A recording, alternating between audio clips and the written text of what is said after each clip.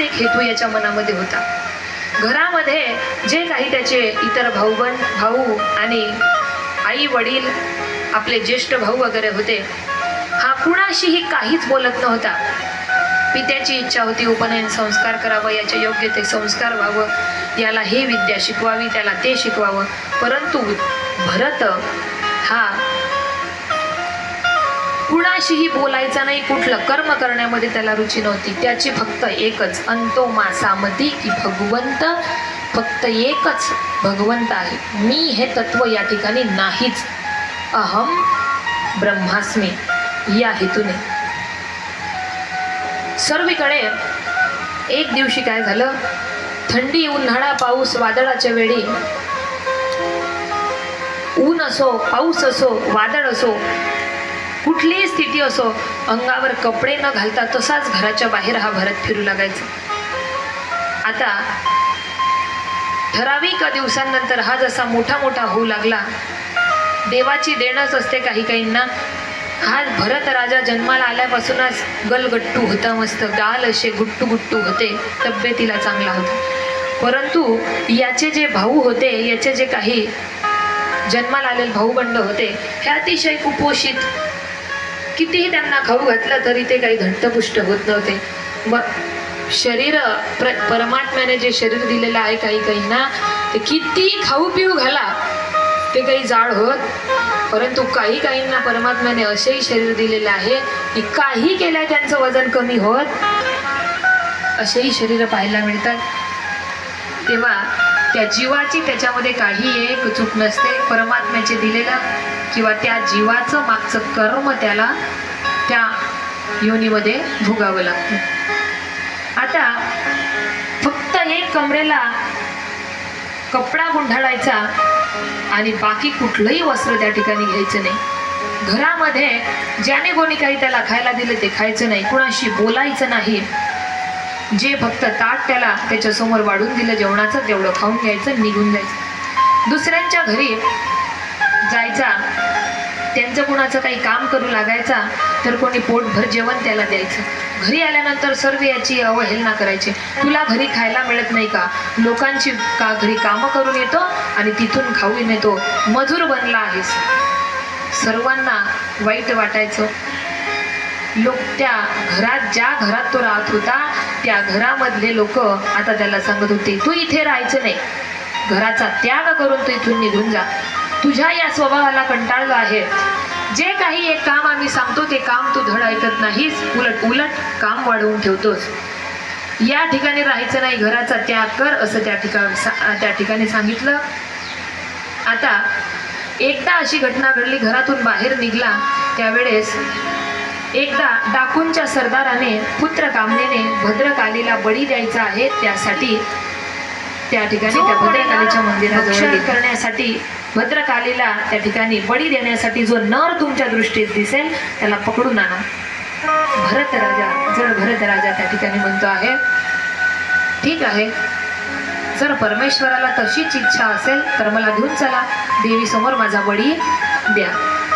बळी देण्यासाठी ज्या देवीच्या मंदिरामध्ये त्याला नेण्यात आलं, तोच एक आश्चर्य असं घडलं. देवीच्या समोर ज्याला बळी द्यायचा आहे त्या जळ भरताला उभं करण्यात आलं.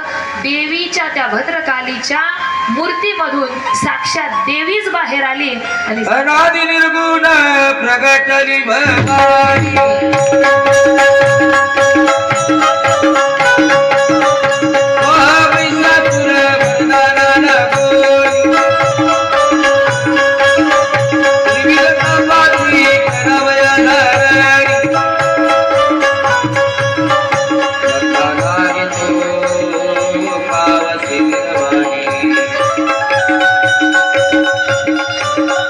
आईचा दोघ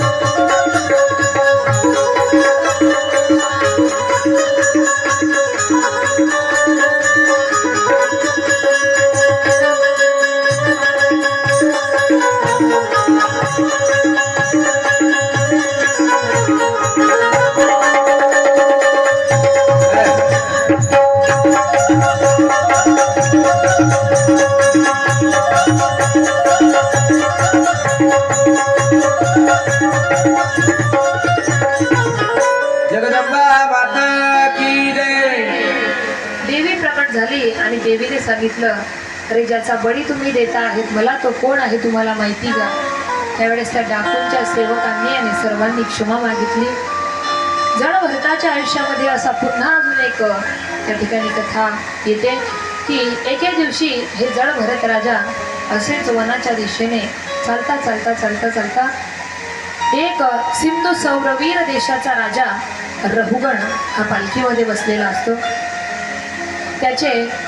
त्याच्या पालखीचे जे भुई होते ते 4 भुई त्याला नेत असताना एक वेळेस रस्त्याने चालता चालता त्या वनाच्या वाटेने एक जो सेवक होता, भुई होता पालखी धरणारा, त्याची तब्येत अचानक खराब झाली असल्यामुळे त्याला तिथून काढण्यात आलं.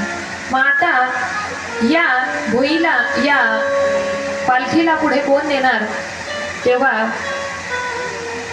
हा जड भरत राजा त्यांच्या दृष्टीस पडला की कोणी असाच मनुष्य या ठिकाणून चालताना दिसतो आहे, रिकामा आहे आणि त्याला आपण आणू. रहुगणाच्या त्या आदेशानुसार त्याला त्या ठिकाणी आणण्यात आलं. जड भरताला सांगता आहेत म्हणे, हे भरता तू जो कोणी असशील म्हणे, तू कुणाचा सेवक आहे, तू कुठला आहे ते आम्हाला माहित नाही. रहुगण राजा आहे, त्या राजाच्या पालखीचा भुई तुला व्हायचा आहे, चल. जड भरत राजा काही एक बोलला नाही, खाली मान घातली, त्या ठिकाणी गेला आणि त्या पालखीचा भुई झाला. आता जड भरत राजाने मनोमनच ठरलं होतं, अहम ब्रह्मास्मी, मी हे तत्व नाही, सर्व ठिकाणी परमात्माच व्याप्त आहे. तेव्हा इतका सूक्ष्म विचार करत असे. चालताना जड भरत राजा जर त्यांच्या दृष्टीमध्ये मुंगी पायाच्या पुढे दिसली तर टणकन उडी मारून 2 पाऊल पुढे उडी मारत चालायचे. आपल्या पायाखाली मुंगी सुद्धा मरणार नाही हा विचार करणारा जड भरत राजा त्या भुईचा पालखी झाला. चालू लागली पालखी चालता चालता चालता आता असा प्रकार घडला, जर आपल्या पायाखाली काही कीटक, मुंगी आणि काही जीव मारले तर आपल्याला त्याचं पाप लागेल, म्हणून खाली पाहून चालत होता. चालता चालता जर कुठलं कीटक किंवा काही छोटंसं सूक्ष्मातलं सूक्ष्म किडा याला दिसला तर हा 2 पाऊल उडी मारायचा आणि ती पालखी वर उडायची. ज्या पालखीमध्ये तो राजा बसला होता रहुगण राजा, त्या पालखीमधला राजा त्याला त्या पालखीचं वरचं ते छत टणकन लागायचं. एकदा झालं, 2दा झालं. म्हणे, अरे सेवकांनो काय करता आहेत असं? म्हणे, राजा आमची काही एक चूक नाही. जो नवीन पालखीचा भुई बनला आहे हा मुलगा चालता चालता अचानकच मधून 2 पाऊल पुढे चालतो, उडी मारतो आणि मग तुम्हाला ती पालखी हलते आणि लागतंय. एकदा झालं, 2दा झालं, 3ऱ्यांदा रहुगण राजाने पालखी थांबवली. म्हणे, काय करतो आहेस? रहुगण राजा बोलतो आहे तेव्हा जड भरत राजा काही एक बोलत नाही. परंतु आतापर्यंत न काही बोललेले, कुणाला न काही प्रत्युत्तर दिलेले जड भरत राजा आता मात्र त्या रहुगण राजाला त्या ठिकाणी उपदेश करतायत. गतासूंच नानुशोषंती पंडिता. आपण गीतेमध्ये सर्वजण ऐकतो की हे रहुगण राजा, अरे तुला सांगावं असं मला काहीही यात, उलट तुला ज्ञान द्यावं, तुला उपदेश द्यावा यात मला लाज वाटते आहे. न सूरयो हि व्यवहार मनेन तत्वार्वमर्शेन सहामनंती. हे रहुगणा, तत्व विचाराच्या वेळी सत्य रूपाने त्या माणसाने सर्व जीवांचा विचार केला पाहिजे. सर्व प्राणी तत्वांमध्ये, सर्व जीव तत्वांमध्ये हा परमात्माच व्याप्त आहे ही भावना मनामध्ये ठेवली तर असं कृत्य होतं. एवढंच वाक्य भरत राजा बोलला आणि रहुगण राजाला भरताची महती समजली. म्हणे, हा काही साधारण नाही. भरताच्या पाया पडला तरी रहुगण राजाने त्या ठिकाणी माफी मागितली आणि अनेक गोष्टींनी आपल्या शरीराचे जे इंद्रिय आहेत ते कशा प्रकारे ताब्यात घ्यावं, भगवंताची प्राप्ती करण्यासाठी जो माझ्यामध्ये जसा मी पण अजिबात राहिलेला नाही तसा तुमच्यामध्ये उत्पन्न करण्यासाठी काही गोष्टींचं तत्वज्ञान रहुगण राजाला भरताने दिलं. गोपाल कृष्ण भगवान की जय. रहुगणाचा काही प्रश्न त्या ठिकाणी भरताला केलेल्या आहेत की ही सर्व अवस्था प्राप्त होण्यासाठी मी कशा प्रकारे भगवंताला भजू, मी कशा प्रकारे भगवंताचं भजन करू की तो भगवंत तुझ्यामध्ये जसा प्रवेश केलेला आहे, तू जसं सांगतो आहे सर्व जीव चराचरांमध्ये भगवंत व्याप्त आहे, ही स्थिती माझी केव्हा प्रगट होईल याचं गुह्य ज्ञान सुंदर अशा प्रकारचं उपदेश भरत राजाने रघुगण राजाला दिलं आणि भरताचं चरित्र या ठिकाणी संपवलं. पुढे संसार रूप अरण्याचं स्पष्टीकरण या ठिकाणी दिलेलं आहे की संसार हा कसा आहे आपण सर्वांना माहिती आहे. संसारात राहून भगवंताची प्राप्ती करायची असेल तर त्या भगवंताला विसरून चालणार नाही. भगवंताची प्राप्ती करायची असेल तर त्या भगवंताची पावलोपावली आठवण आपल्याला आली पाहिजे आणि आपण ठेवली पाहिजे. तेव्हा हा संसार आपला दुःखमय होईल, हा संसार आपला सुखमय होईल आणि आपलं मरण सुद्धा सुधरेल. गोपाल कृष्ण भगवान की जय. पुढे याच पंचम स्कंदामध्ये नरकांचं निरनिराळं वर्णन या ठिकाणी केलेलं आहे जे आपल्याला पाहायचंय. सर्वांनी लक्ष देऊन ऐका की नरक कशा प्रकारे आपल्याला प्राप्त होतो, काय पाप केल्याने नरकाची प्राप्ती आपल्याला कोणत्या कोणत्या नरकामध्ये जावं लागतं ते आता ऐका. परीक्षिती राजा शुकाचार्यांना विचारतोय. तेवढे शुकाचार्य, जीव ज्या संसारामध्ये मनुष्य रूप धारण करून जीवन जगतो, कर्म करतो, परंतु कर्म करत असताना त्याच्याकडून अनेक चुका घडतात, मग त्या चुकांचं परीक्षालन मरते समयी त्याला अनेक नरकामध्ये पडावं लागतं. हे महाराज, हे शुकाचार्य मुनी, ज्या नरकामध्ये पडावं लागतं त्या नरकांचं प्रकार तुम्ही मला समजावून सांगा असं त्या ठिकाणी सांगितलं. त्यावेळेस सांगितलं राजस, तामस आणि सात्विक असे 3 प्रकारचे नरक आहेत. जे जे कर्म करणारा करता आहे त्या त्या पद्धतीने त्याला त्या नरकामध्ये पडावं लागतं. त्यावेळेस काही जण नरकांची संख्या 21 आहे असं सांगतात. त्यावेळेस रूप आणि लक्षणानुसार त्याचे क्रमशः वर्णन आता या ठिकाणी सांगितले.